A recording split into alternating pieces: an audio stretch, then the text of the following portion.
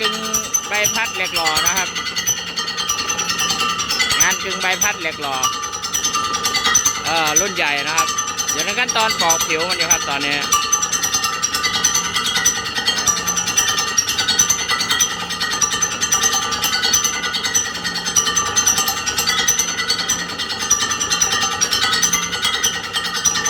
อัดไปครับหนักๆแรงๆเสียงก็ค่อนข้างจะดังนะครับ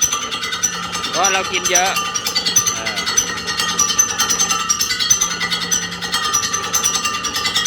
อีกเครื่องนึงก็จะเป็นใบเล็กครับตรงเดียวกัน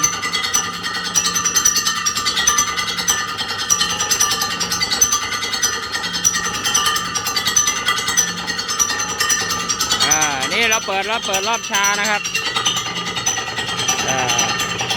รอบ25ครับไม่ต้องเปิดไวครับมันกินเยอะ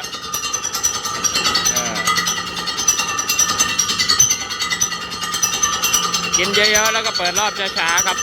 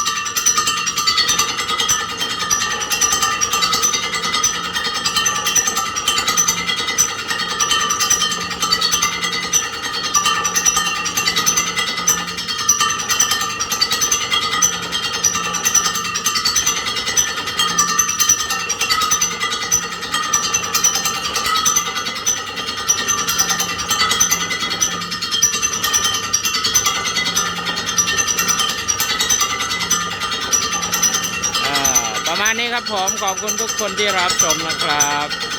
เจอกันคลิปหน้าครับผมสวัสดีครับ